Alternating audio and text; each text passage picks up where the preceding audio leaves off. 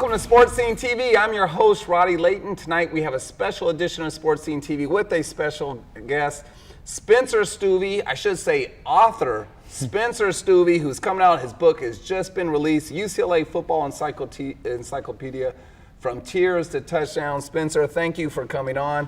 It's great to be here. Thanks for having me. Yeah, we're excited. Now, I will let the viewers know that we actually have known each other longer than just meeting tonight. Stueve was actually one of my football players at Diamond Ranch, and I had no idea that you enjoyed writing or you'd be a future author or we'd be sitting here talking about one of your books. Yeah, I mean, I wasn't much of a student in high school, but I did enjoy writing. I always enjoyed English classes, enjoyed history.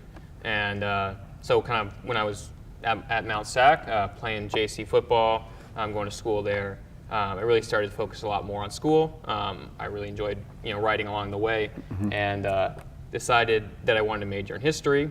Went to UCLA, got a degree in history, and kind of felt, what do I want to do with this degree? I love sports, love history, love writing, so it just all came together to write this book. So that's kind of where you got the idea. I mean, I know you've been an avid UCLA football fan your entire life.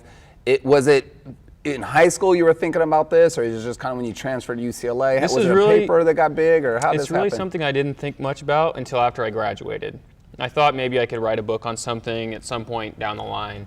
But as I was just studying UCLA football teams, the earliest teams in the 1920s, for my own good, I just wanted to know a lot about them. I decided, this is good information. I should share it with people. So that's kind of what motivated me to put it on paper and get it out there for everyone. Now, how long? I mean, because this isn't a small book. It's a large book. Yeah, you definitely put some time into it. How long did it take you to do the research? It took me about 15 months, doing a lot of research, a lot of old UCLA yearbooks, provided a lot of the research. I did some interviews, and then the writing process itself, being that the book is 240,000 words, over 600 pages, it took a long time. So about 15 months of almost full-time the entire time. But in the end, it came out how I wanted, and it was worth the time. Yeah. Now, this is a book, whether you're a UCLA football fan or just a college fan or even a history fan, because there's so much history into UCLA football, I think everyone's going to enjoy it. And I kind of want to cover what the book's about, because you mentioned the 1920s. When did UCLA start playing football? Because I know it's a relatively new sport. UCLA's first team was in 1919. The school opened in September, and they played their first game in October, so they got right to it. Actually, kind of an interesting story from the 1919 team. Fred Cousins was the first coach, and he coached the football team, basketball team, baseball team, and he was the athletic director. So that's kind of just shows the scale of sports at the time, and one guy could do it all. 2 weeks before the first game, they're playing Manual Arts High School, a local high school. Yeah, so a college team is playing a high school team. And they were a powerhouse high school team. And this wasn't seen as some mismatch because it's college versus high school. In fact, it ended up being the other way. It was a mismatch in favor of Manual Arts. And 2 weeks before, there was a huge rainstorm. And so Coach Cousins didn't know what to do. Should I practice in the rain? He wasn't much of a football man. He was a baseball coach. He went to Cal Berkeley, played baseball there, and that's what he knew. And so 2 weeks before, he goes, I don't know what to do. So he cancels practice. And so for a week, they go in the gym and do boxing workouts. And no practice at all. First team there's ever been. It's only a freshman class. And so when Manual Arts ended up beating UCLA 74-0, they asked Coach Cousins after, what happened? And he says that he thought the boxing workouts would give them a good punch at the line of scrimmage. And it proved to not be the case. He was only the coach 1 year, and even when he was gone, it didn't necessarily improve right away. That just kind of shows what football was 97 years ago. Now, who were the opponents? Because we're when you go back that long ago, not every college, because I said relatively new in a sense of how long college football's been around, not every college was playing football back then. Who were they playing? What teams? Because I know transportation was not like it is now, where you just jump on a plane. And what conference were they in? I mean, they started in 1919. They were actually independent, and they played a few high schools, a few junior colleges. In the 1920. They joined the Southern California Intercollegiate Athletic Conference. That had Pomona, Redlands, Laverne, schools of that size and stature. Schools that are now the SCIAC Division III. Right, and so UCLA kind of got the break they needed after struggling in their first years, 1919 to 1924, they were just abysmal. And 3 out of the first 5 years, they didn't win a single game. And so then 1925, they get a new coach, William Spalding, and he kind of changed the direction of the program. And so now they're, they joined the PCC after a while, and it put them on the track to becoming a major college program when, if not for the success that he had, they likely could have been, Laverne, could have been, Claremont, schools like that where they go down a path where they never actually take that next step to becoming a powerhouse program. Yeah. Now, were they I played football at USC. I know we weren't always the Trojans. Right. Was UCLA football, were they always the Bruins? Did they started that, or is that a nickname that came later? They started off as the Cubs, and then when their third coach, James Klein, these guys, 1-2 years in the beginning, James Klein thought, that's not mean enough. We got to change that. So they became the Grizzlies. And they wanted to keep kind of with the theme that the University of California at Berkeley had set, and kind of have the bear theme. So they go from Cubs to Grizzlies. And then when they joined the PCC, there was a rule in the conference that you couldn't have 2 teams with the same name. And the Montana Grizzlies were already in the conference. And so they had to change. And so they became the Bruins then, and that's been the team name now since 1928. Stuck with them. When you were doing all your interviews and all your research, is there anything that just any stories that are shocking that kind of stand out to you that maybe some of our viewers don't know they'd be interested in? Yeah, I mean, there's so many stories. When you cover 97 years, it's not just about what happens on the field, it's kind of how you get there and who the men are that are leading the teams. I was most interested in studying the coaches because, as players come and go, and so do coaches as well. But, you look at a guy like William Spalding, he was there 13 years. Terry Donahue was there 20 years. So those guys remain. So you kind of wonder, how do you get to the peak of your profession? And to me, that's college. I know a lot of guys, they may prefer NFL. Tommy Prothero was the guy. He was at UCLA, went on to the Los Angeles Rams. But just studying them, Dick Vermeil. He's probably my favorite person to write about in the book. He's from Calistoga in the northern Napa Valley. And he went from, a small guy, just trying to make a team in college and trying to stay involved in sports, to the hardest working man in sports. Yeah. And it ultimately led to an early retirement from the Eagles. Then he came back and went to the Rams and then the Chiefs. And just a fascinating story. Super Bowl champ. Yeah, won the Super Bowl in just his 3rd year with the Rams. When we talk about UCLA football, it's so synonymous now with the Rose Bowl and that being their home stadium. But I know when I was younger, and I'm dating myself, USC UCLA games was at the Coliseum. When did that change happen? And I know we've gone back to the home uniform. Right. Kind of take us through that. When did the Rose Bowl become UCLA's home stadium? In 1982, UCLA officially took over the Rose Bowl as their home stadium.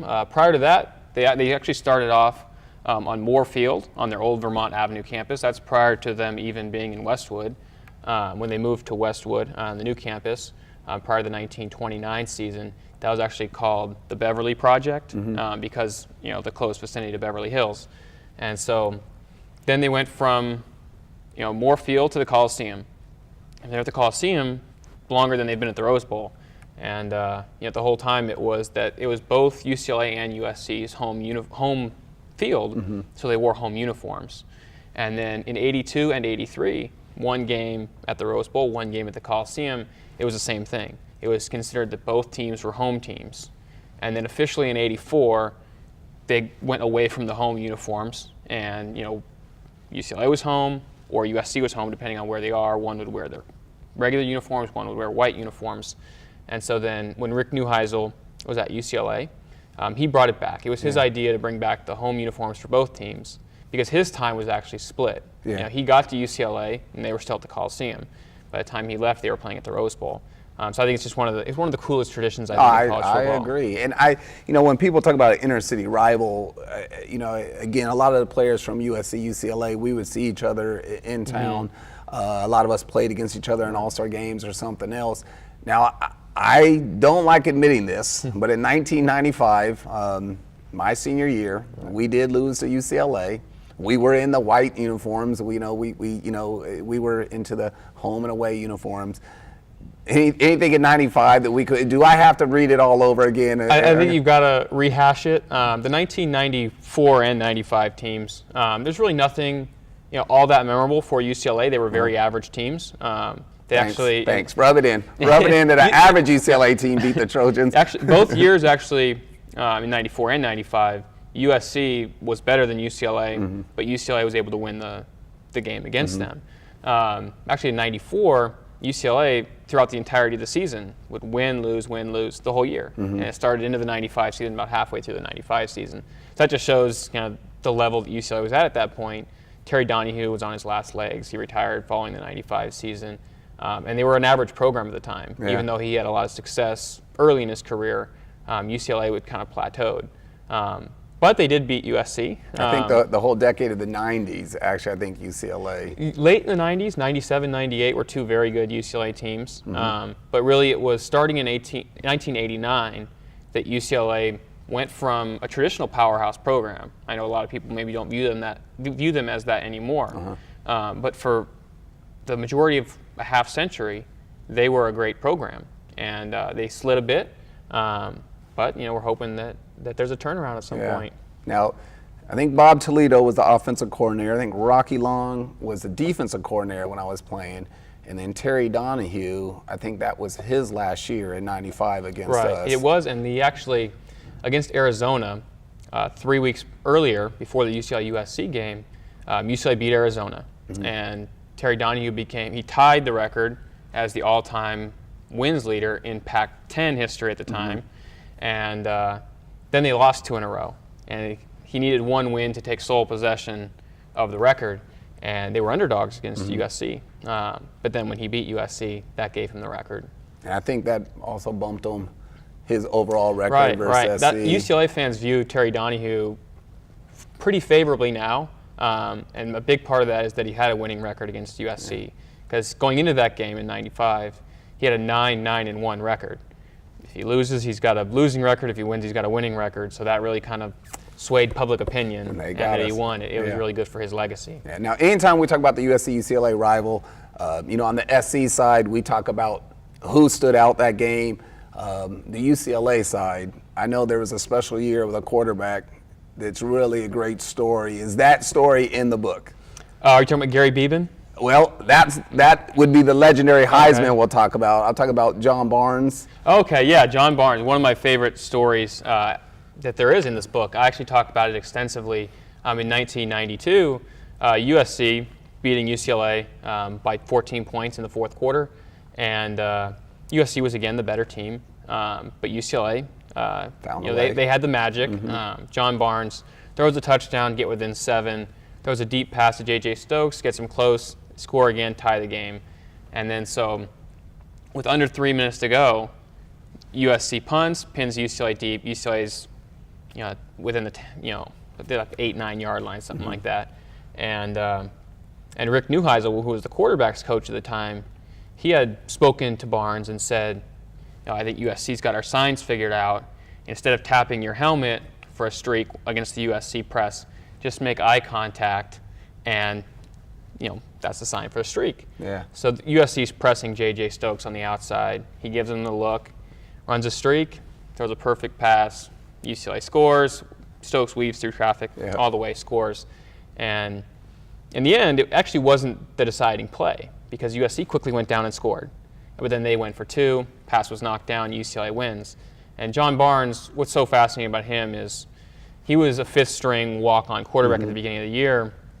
Before the season started, he goes into Terry Donahue's office wearing a suit and tie and asks Donahue, "Can I walk on?" And Donahue was impressed, not just with his demeanor and how he spoke in the film he showed him, and his playing resume, but that he was mature enough that he was going to come in with a tie and be serious. And so he makes the team. They win the game. In 2005, Disney acquired rights to the story of the '92 game, and they had planned on filming a movie. Yeah. But then there's been no production yet, and Disney officials say it's just too unbelievable, even for Disney. Yeah. Now, we've mentioned a couple players and a couple teams, and I'm asked a tough question. Okay. Best all-time UCLA football team and best all-time Bruin? Best team, I've got to go with the 1954 national championship team. When I was doing the writing process and doing the research, I wanted to say, okay, there's got to be a team better than 54. You hear about 54, they won the championship. It's their lone national championship. And so as I'm going, it's like, all right, who's better? Because its circumstances play a big role in if you're a champion or not. Yeah. And so I looked at, the 1952 team I thought was really good. 53 won the PCC, went to the Rose Bowl, lost in the Rose Bowl. 54 won the PCC. 55 won the PCC. But what separated the 54 team was just how complete they were. They had the #1 offense in the country, #1 defense in the country.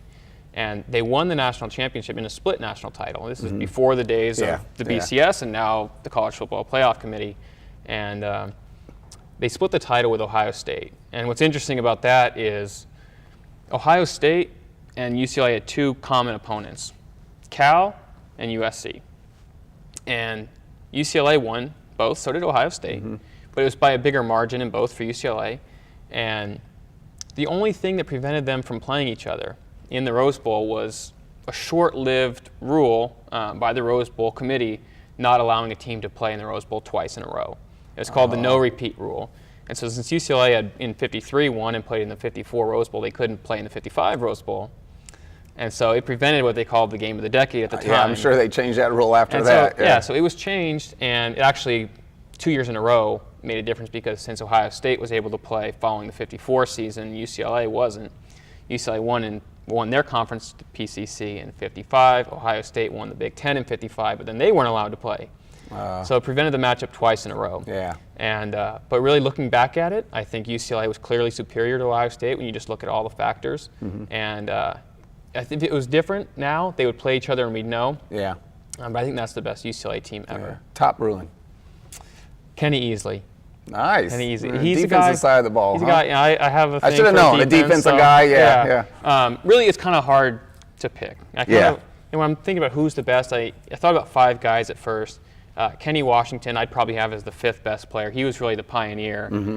He was UCLA's first really great player. And for the viewers that don't know, and we talked about this is the history buff in me, and this is why I think this book, you don't have to be a UCLA fan. Trust me, I grew up a Trojan fan. I've been on the losing side of the USC-UCLA rival. But that 39 football team has Kenny Washington and Jackie Robinson playing together. Obviously, Jackie Robinson's the player that goes on to integrate Major League Baseball. Kenny Washington integrates NFL, the National Football League, drafted by the Los Angeles Rams. Right, and the team of 39 wasn't the best team that they had, but it had the names. Yeah. And then so what's interesting too is after Kenny Washington was gone, there was nowhere for him to play. He was a great athlete. He played multiple sports too. He played basketball and he played baseball. And he was better than Jackie Robinson in both. Yeah. He was better at baseball and he was better at football. And so in 1940, he was the freshman coach at UCLA because there was nowhere for him to play. So in 41, he goes and plays in a small league, the PCC, or I mean not the PCC, the Pacific Coast League, which has a baseball league, but it was also a football league at the time. And plays semi-pro football. And what's interesting here is he integrated the NFL in 1946 along with another Bruin, Woody Strode. Kenny Washington gets the credit because he signed a contract 2 weeks before, but they both debuted the same day. And but what's more interesting is he almost integrated Major League Baseball.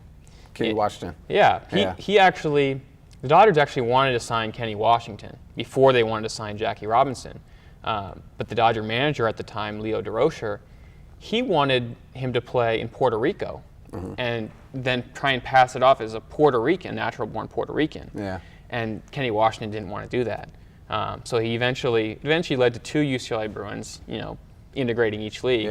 But it's just kind of a fascinating story because Jackie Robinson, as we know him, he would have just been the second guy or the third guy. Instead, he was the guy because of the circumstances. Well, the book, whether you're a UCLA football fan, a college football fan, or just a fan of history in general, I think you'll really enjoy it. What is this going to mean to you? Growing up a UCLA football fan, been on the campus multiple times, graduated from there, been to multiple football games, for you to walk in and see this book in the UCLA bookstore. It really means a lot. I mean, it's something, as a fan, I go from, really became a fan in '98. I was 8 years old. It was one of the best teams in UCLA history. And then always thought that's where I'm going to play. I'm going to in high school, I'm going to get recruited by them, I'm going to go there. And then it ends up that things didn't work out exactly how I wanted. I eventually got in as a JC transfer, graduated. It's where I always wanted to go. Yeah. And then actually what got me hooked on attending games, because I was a big fan watching on TV, and I went to some games in 04, 05 is when I really started going. In 2006, I went to the UCLA-USC game, and USC was ranked number 2 at the time. They were 1 win away from going to the national championship, and UCLA upset them. It was one of the best games, in the rivalry. This has been a painful interview, so hearing all these UCLA victories. Yeah, you can't talk about UCLA history without USC. No, it's the rival. And speaking of that, because I really want to get into where we get the book, but you are working on a second book right now. Yeah, I actually just started within the last few weeks doing some research and some of the preliminary writing for another book. It's called UCLA versus USC, A Rivalry of Hate. And that game will dig deeper into how the rivalry became what it is, different conflicts within the rivalry, and kind of go into detail of what happened in each game, how it played out. And so that's something that I'm excited to do more of, and that'll be out sometime next fall. This book's going to be great. Where can we find it? And add on, because you are making donations as well for the people who buy the book. If a viewer right now wants to get online, where could they go to find this book? It's already on Amazon, Barnes & Noble. It'll be in the UCLA store. It'll be in some local bookstores in LA. But where I really suggest that people buy it is on createspace.com. You could search for the book, search my name, Spencer Stueve, you'll find it. And the reason that I suggest that is because, quite frankly, I get a higher royalty from them. And the more money that I get, the more money that I'm going to donate. 5% of the proceeds will go to the Wooden Athletic Fund, which named after John Wooden, the legendary UCLA basketball coach. And that funds not just the football program, the basketball program, but it funds all the sports, baseball, softball, gymnastics, all the sports that made UCLA the premier college. And you're also taking 1% for the Wounded Warrior Project. And then the next 5% will go to the Wounded Warrior Project. I had a friend who was wounded in Afghanistan, and they did great work with him when he came back, and so it's something I want to support. That's good. 2 great reasons to buy the book. One is going to a worthy cause, but 2, great book, great to read. Spencer, I am going to ask you for a signed autograph book off the air. Again, I am Ryan Layton. Thank you for following us. Please follow us, Sporscenetv.net, our YouTube channel, Sporscenetv1. Thank you again, Spencer. It was a great pleasure having you on. Thanks for having me. We'll catch you guys next time.